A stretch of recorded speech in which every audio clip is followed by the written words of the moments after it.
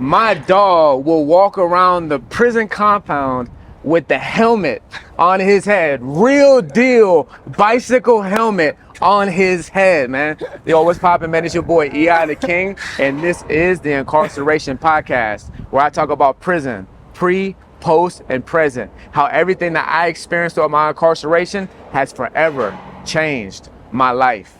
This is the Incarceration. All right, good afternoon. This is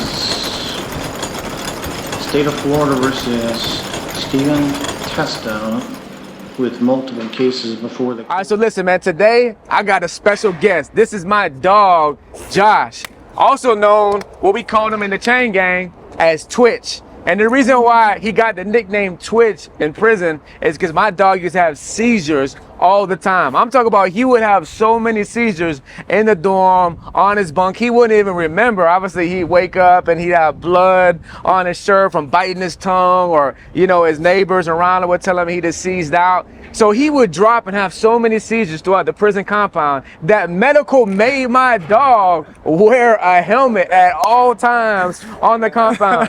So I know my dog used to hate it, and people used to clown him. But everybody messed with Twitch. Everybody rocked with Twitch, you know what I mean? He was the homie. Yeah. But we all used to give him a hard time. This is my dog, my brother in Christ, man. Love him to death. And we used to always just clown him, like, man, Josh, man. Because even the police would get on him because he would try to slide throughout the compound with his helmet off.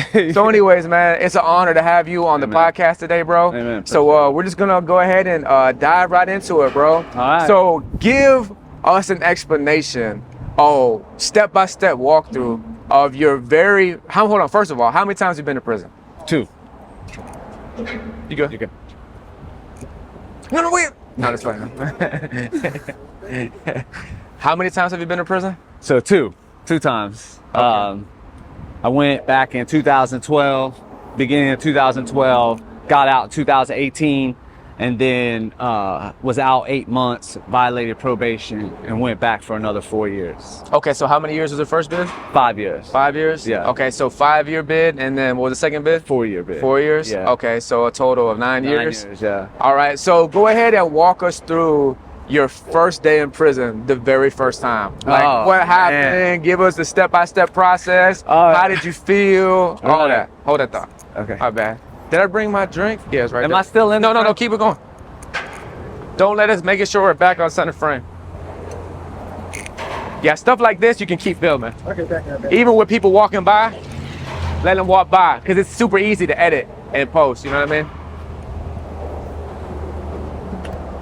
All right, are we in center frame? All right. I don't want to be this close to him. No, we're good. Are we in center frame? We're in center frame. All right, we good? All right, so give us a step-by-step process, man, of the first day in prison, your very first time. First day, you know, nervous as could be.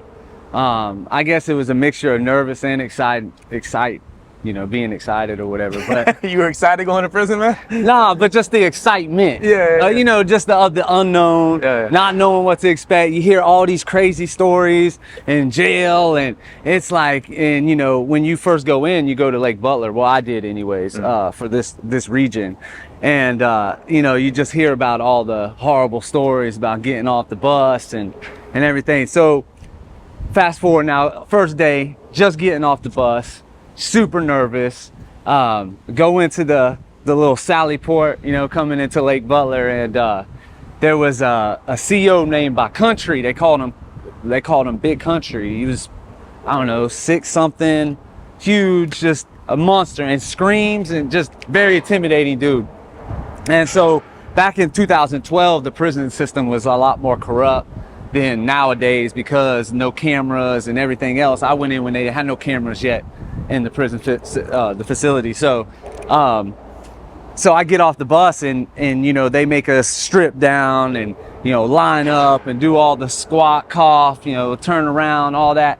Well, this CO, he likes to tell you to use your trigger fingers to spread, and then he tells you to put the trigger fingers in your mouth. No. Yeah. So he likes to explain to the viewers, though, like, why would you even have to put your fingers in the mouth? Because they don't understand, like, the whole strip, the strip process. So when you first come into prison, I think it's a mixture of making sure that you don't have anything and bring anything in there, but it's also a mixture of intimidation. They're trying to intimidate, they're trying to make you feel lower than low, so that way they have ultimate like rule over you. So I think it's a mixture of both. But so when you first come in, they make you strip completely naked with probably about 50 other dudes, and they go through a whole routine of going through your hair, you know, through your mouth, checking every crevice, whatever, you know, and then you got to turn around, squat, cough, all that. But the guy there, he purposely does the whole turn around, squat, use these fingers, and then he turns around and makes them put in your mouth. So me not knowing what to expect in this, he makes me take off my glasses for one. Now I'm blind as a bat without my glasses. So I'm like the third person in line, and he comes up to me and I'm like this. I'm not using trigger fingers, I'm using my pinkies because I'm trying to be smarter than him, because I don't want to stick my fingers that I just, you know, obviously. So I'm like this, and he's up in front of me like this, and I'm like, and he turns around, wham, slaps me like the hardest I've ever been slapped in my entire life. Damn. And so when he did that, I drop to one knee and I get back up and I go right back to doing what I'm doing. Wham, slaps me again.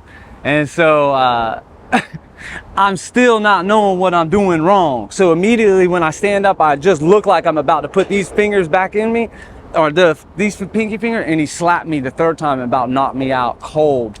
Dropped me, couldn't get up off the ground for a minute. And the whole time it was all about trigger fingers, because then when I stood up, he said, I told you trigger fingers, that, all in my face. And that's just one example. Now, the reason I told that story is because I don't know what prison's like. I'm new, completely new. All I hear, I haven't even been in much trouble at this time of my life. So jail was kind of new to me too. And so I'm not knowing that this is not normal. I'm thinking this is normal. Like, you know what I mean? That's my mind frame now. And so now I'm really like spooked, you know what I'm saying, about the COs, not really the inmates, you know what I mean? What am I in for? But before we continue, man, let's go ahead and run down to the viewers, man, because I know that you already know we're programmed, we've been institutionalized. We already know the whole process, man, of the being stripped down, man. So when they say, let me see him, you know, put your hands up, you got to show the armpits, front of your hands, back of your hands, boom, you drop your boxers, drop your pants, you got to lift your nuts up, drop your nuts, pull your dick up, drop your dick, turn around, squat and cough.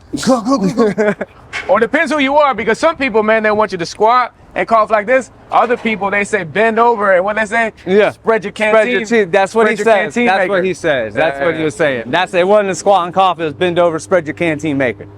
So we just wanted to give y'all a visual, man. That is the very first day in prison. They're trying to break you in. They obviously want to make sure you're not bringing any contraband, any knives, any phones, any dope, whatever. But we just wanted to give y'all a visual of the very first thing they do the very first day, and not even your first day in prison. Whenever you get transferred to other facilities, going into other prisons, they just want to not only do it for security reasons, but they're definitely trying to get into your mental and just go ahead and break you down and let you realize and understand that they run this as their house. They're gonna treat you any type of way, and like Twitch had already mentioned, they're gonna get physical too. You know what I mean? If you get out of any line for what they consider being, you know, out of line, unsubordinate to their authority. So keep us going, man. Right. So after that,